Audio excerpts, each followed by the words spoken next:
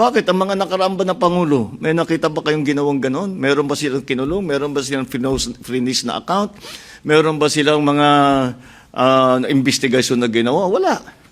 Sa akin lang. Tapos sasabihin, ako daw ang may kagagawan.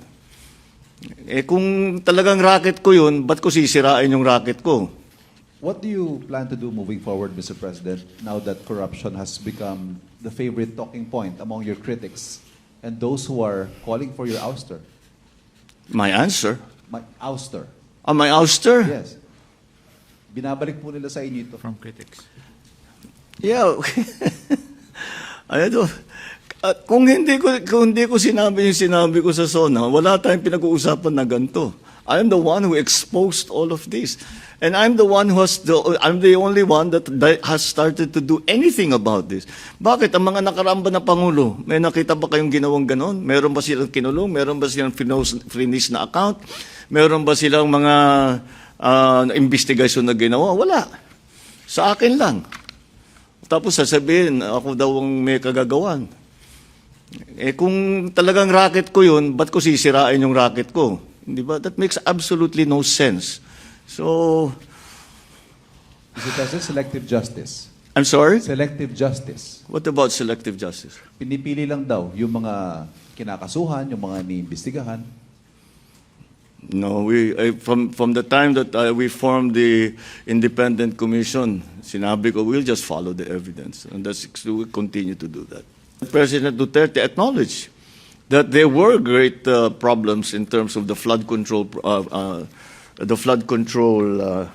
projects. Pero wala namang nangyari. Yeah. Almost a year ago, during your fourth State of the Nation address, you called out corruption and said, mahiya naman kayo before the members of Congress. That set expectations from you and your administration that you will wage war against corruption and no one will be spared.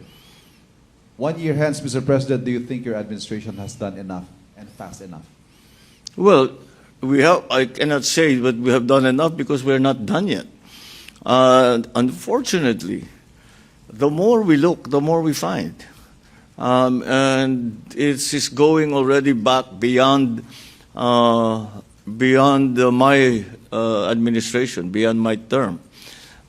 If you remember, I think it was in 2018, already the minority floor leader in the House, Nonoy Andaya, already says that he had uncovered 300 plus billion flood control mess.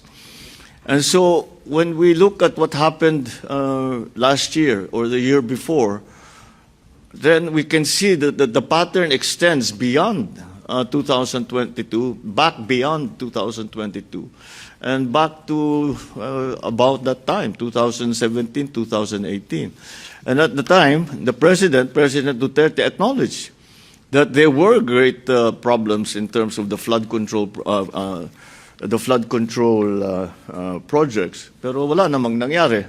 Having acknowledged it, he did not find accountability in anybody. So I guess that was left up to me to do. And so we are still doing it. We're still working on it. As I said, the more we look, the more we investigate, the more we find. And this is I think, I mean, you're all experienced journalists. You've known this is a deep-seated system of corruption that requires not only structural changes in the way government is run, in the way that the budget is written, but also a change in attitude. Kasi ang sinabi ko, mahiya naman kayo. Pag tinanong mo sa akin, nahiya ba sila? Yung iba, hindi. Akala nila, karapatan nila yung gagawin na ganun eh. Wala kaming ginagawang mali. Ganyan talaga patakbo rito. And that's the hardest part to change. That's the hardest part to change. The culture of within government, where to take they put all kinds of nice words, rebate, kickback yan. Wala nang ibang sa tunay na salita, kickback yan. Okay daw yun. Para sa iba, okay sa kanila yun. At saka karapatan nila bilang whatever. Meron silang share doon sa ganagastos ng pera ng gobyerno. Uy! Nakita niyo na ba yung post na ito? Ito, Marcos Jr. Kung racket ko ang flood control scam, bakit ko sisiraan ang sarili kong racket? Wow! Pag-uusapan natin yan, pero bago muna, happy birthday sa aking magandang hipag na si Jeline Eliema Duque. Ano yun niya, San Fernando nagtututdo.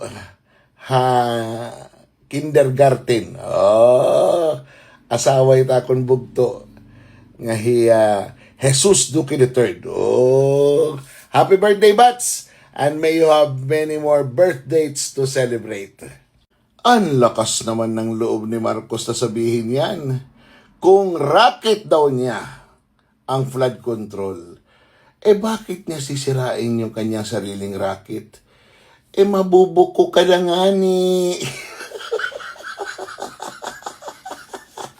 Inunahan mo na nga ni para hindi ka maipit sa sitwasyon nga ni.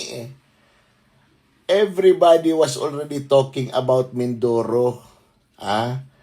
Yung nirelease ni Pangandaman na 32 billion sa Mindoro na ghost project at substandard, na ang pinagkikwentuhan ay kung ginamit yung pera ng tama, na simento na dapat ang dagat papunta ng Mindoro. Yon, doon nagsimula yung mga kwento-kwento na yan. Nagsimula ng magsilabasan dahil nga na-fact check ka ng kalikasan. Nang umulan, bumaha ng todo. Katatapos mo lang magsabi na mayroon kang 5,500 flood control projects. Huwag ka nang magpalusot, sir. Idadamay mo na naman si dating Pangulong Duterte. Kung meron ganun sa panahon ni Duterte, kasi dinadamay mo na naman siya. Dapat pag upo mo pa lang, inupakan mo na, pinakulong mo na. Bakit ngayon ka lang din nagsasalita? Dahil naiipit ka na? Huwag mo kaming bulahin, sir. Alam mo, isa lang talaga, isa lang. Magiging totoo lang ito lahat o magiging kasinungalingan kung ikaw magpapa-hair follicle test. Pag ikaw ay mag-negative, yung mga tao maniniwala sa sasabihin mo.